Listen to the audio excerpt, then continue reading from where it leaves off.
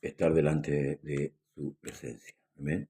Saludamos a nuestros hermanos y amigos que nos sintonizan cada día en nuestros programas Conversando las Escrituras, en esta mañana de día martes 1 de abril. Se fue el mes de marzo, comenzamos una nueva etapa, eh, un nuevo mes. Saludamos en esta mañana a nuestra hermana, perdón, a nuestra prima Mirna Pérez Roble, Dios le bendiga, y también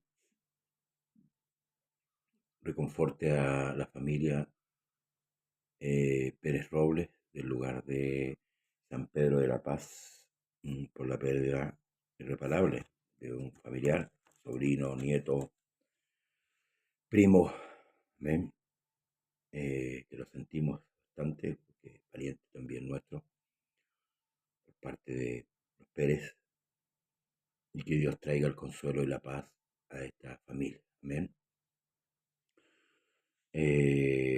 Bien, vamos a continuar el capítulo 9, perdón, 8 del libro de Juan, y vamos con la lectura en el nombre de Jesús.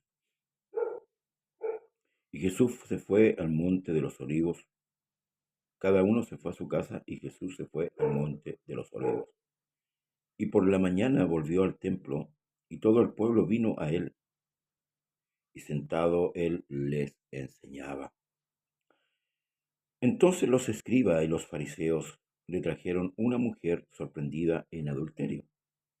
Y poniéndola en medio, le dijeron: Maestro, esta mujer ha sido sorprendida en el acto mismo de adulterio. En la ley nos mandó Moisés a apedrear a tales mujeres. Tú, pues, ¿qué dices? Mas esto decían tentándole para poder acusarle.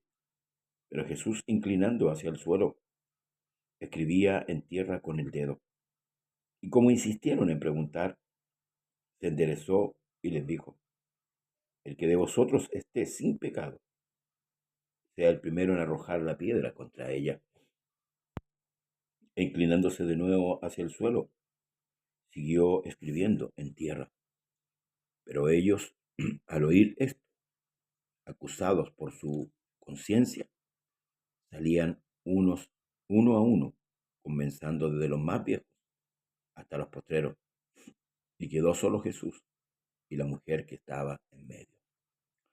Enderezándose Jesús y no viendo a nadie, sino a la mujer, le dijo: Mujer, ¿dónde están los que te acusaban? ¿Ninguno te condenó? Jesús dijo: Ninguno, perdón, ella dijo: Ninguno, Señor. Entonces Jesús le dijo: Ni yo te condeno, vete y no peques más. Este relato de Juan eh, nos habla de la astucia y la maldad que hay en el corazón del hombre. Jesús enseñaba, ¿verdad?, al pueblo, hacía y enseñaba al pueblo lo que debía hacer, cómo debía seguirle, de qué manera, para que el pueblo pudiese así aprender. Él era todo, un maestro, un sacerdote, lo era todo. Eso es lo que refleja la Escritura. Y los fariseos, que eran los enemigos del Señor, pese a que ellos invocaban a Dios, entre comillas, ¿verdad?, como sacerdotes, por supuesto, deja entrever lo que había en el corazón de ellos. Malicia, maldad, en extremo. Sí, en extremo. Esto refleja la calidad del ser humano en cuanto a maldad. Por eso que no se equivoca la Escritura, hermanos, cuando Él dice que por cuanto todos pecaron. Y eso es lo que los hombres no reconocen hoy día, lamentablemente. Su condición pecaminosa, su condición adversa a la de Dios. Se han fabricado una imagen de Dios y una imagen de ellos mismos, eh, una imagen ficticia y irreal.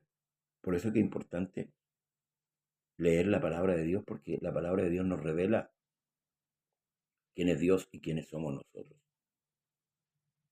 Y analizando esta situación, estos 11 versículos de este capítulo 8 de Juan, vemos claramente la mala intención que hay en estos hombres.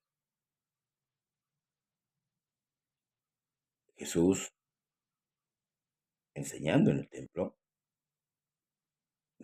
Jesús enseñando en el templo, y los escribas movidos, junto con los fariseos, movidos por su envidia, su maldad, llevaron a una mujer, le presentaron a una mujer que fue sorprendida en el acto de adulterio,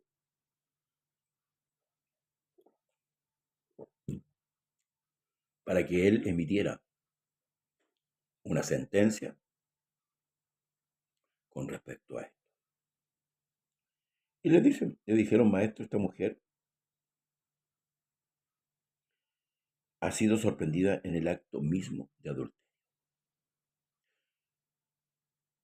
Y citaron una ley.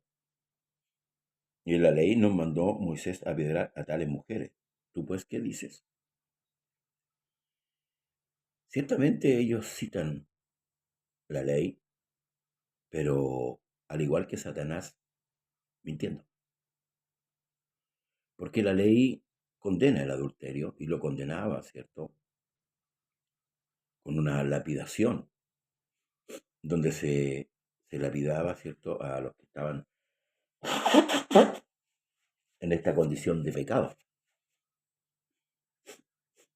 Dios bendiga al pastor Luciano Gómez, amén, del lugar de Uruguay. Dios bendiga a la República Oriental del Uruguay. Gracias, pastor. Entonces, podemos entender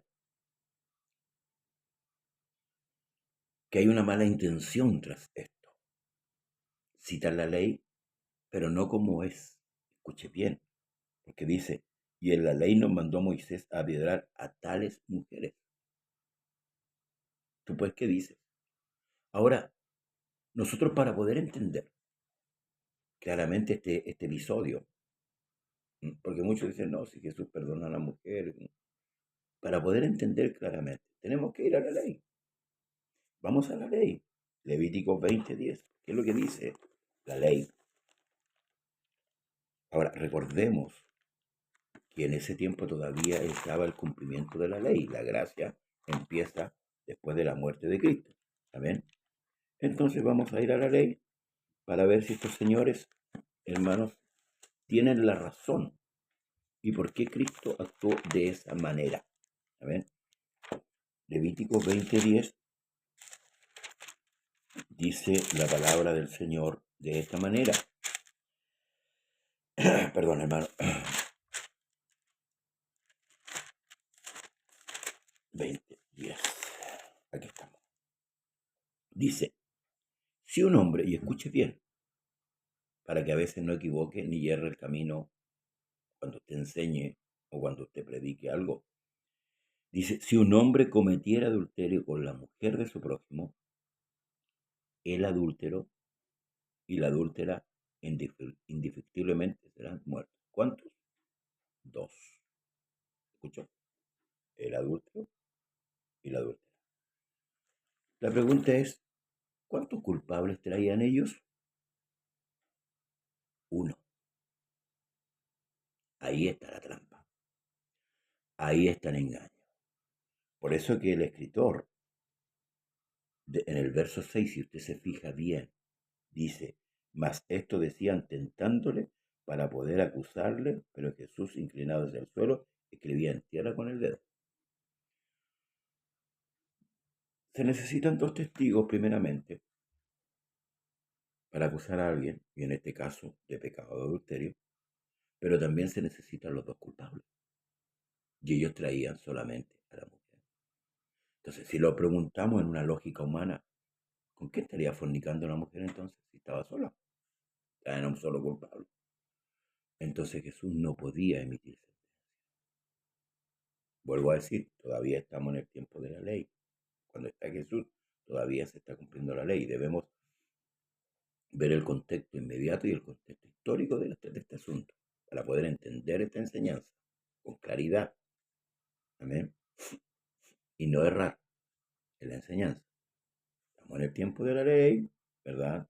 Jesús está cumpliendo la ley. ¿M? La ley termina cumpliéndose con la muerte de Cristo.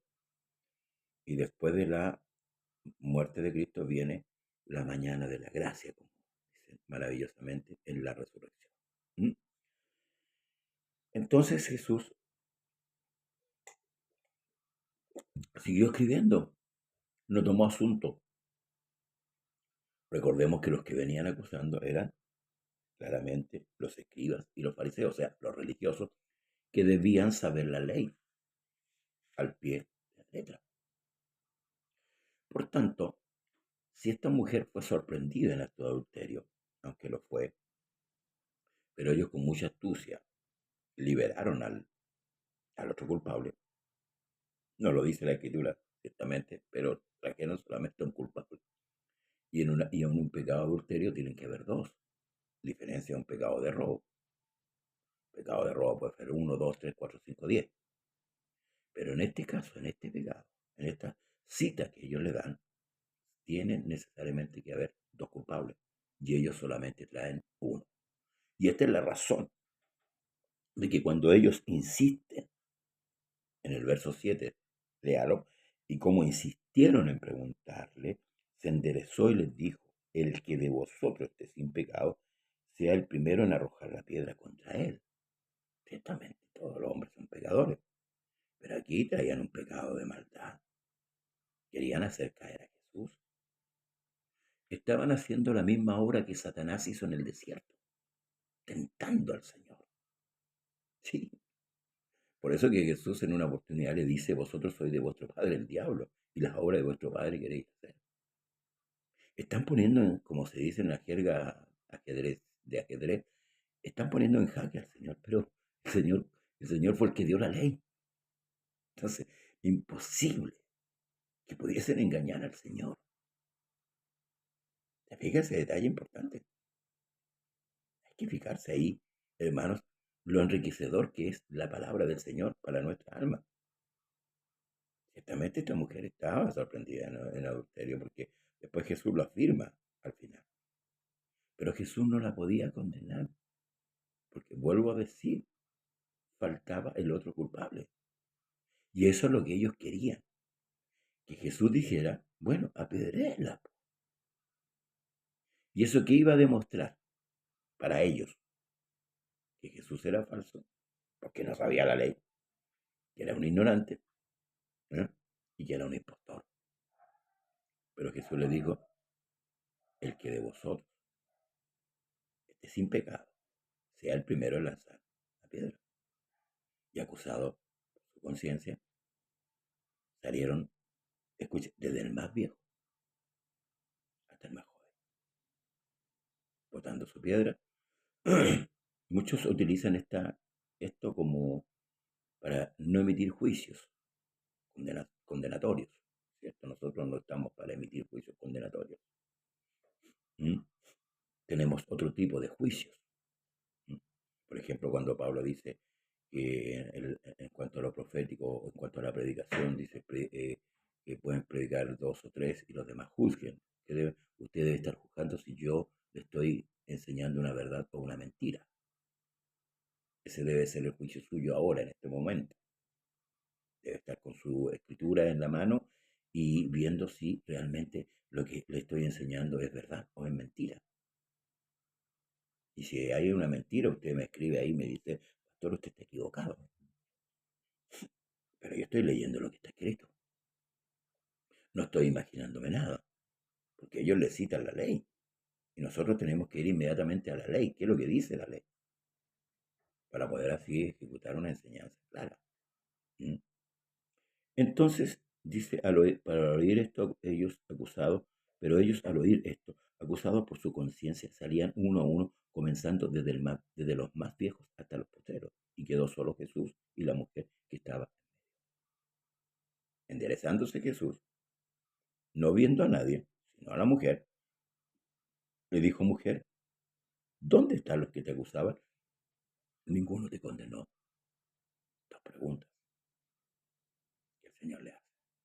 El Señor sabía todo. El Señor pregunta para ver la respuesta del hombre.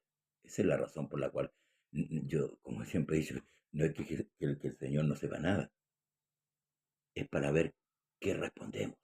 Por ejemplo, cuando le preguntó a Adán: ¿dónde estás tú? Jesús sabía dónde estaba Adán, pero él le pregunta de esta manera: ¿dónde estás tú? Para ver la respuesta. ¿Mm? Entonces la mujer dijo, ella dijo: ninguno, Señor. Entonces Jesús dijo: ni yo te condeno. No la podía condenar. No la podía condenar. En esa acusación, ojo, en esa acusación, no la podía. No cumplía los méritos para ser apedreada, en cierto modo, porque faltaba, como lo dije antes, un culpable. Pero le advierte: vete y no peques más. Así Jesús hizo justicia a esta mujer. ¿Sí? Yo no sé si esta mujer es la misma mujer que luego rompe ese vaso de alabastro con ese perfume de nardo y lo derrama sobre la cabeza de Jesús y llora a sus pies y con sus lágrimas lava los pies del Señor. No sé si es la misma mujer. No dan claridad los escritores con respecto a esto. Pero si es esa mujer, esta, la del capítulo 8, que luego relata, ¿cierto?, la comida que se hizo en la casa de Simón para festejar a Lázaro. Dios bendiga a Jorgito Pérez. Eso demuestra la gratitud, hermanos amados. Sí. Cuando nosotros entendemos la salvación que nos dio el Señor, no servimos a Dios por obligación, sino que servimos al Señor por gratitud. Somos agradecidos porque entendemos en nuestras conciencias lo que el Señor hizo en el Calvario. Pablo escribe y dice: en esto se demuestra el amor de Dios, en que nosotros, siendo pecadores,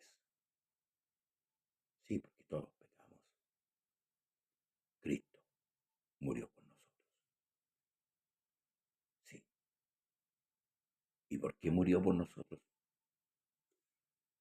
Escuche, porque era imposible de que usted y yo nos salváramos por nuestros méritos. Usted puede ser muy buena persona, como se dice hoy día. Para mí no existen las buenas personas, porque la Escritura me lo deja ver. Aunque le duela a usted y a mí,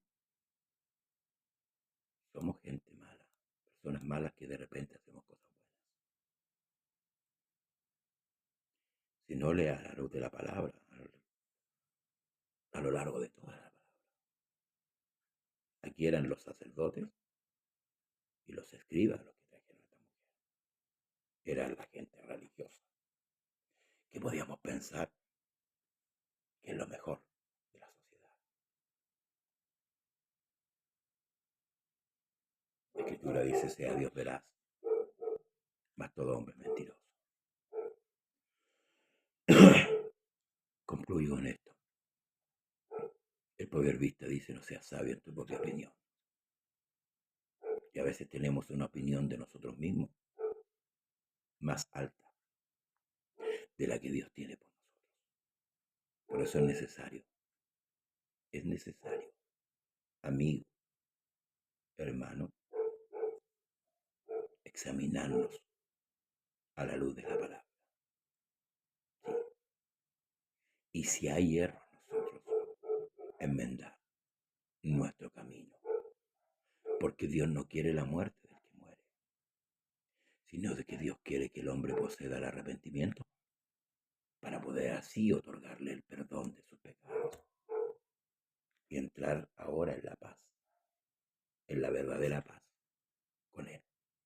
Por eso que el salmista dice, en paz me acostaré y asimismo dormiré, porque solamente tu Señor me hace vivir, no dormir, vivir confiado.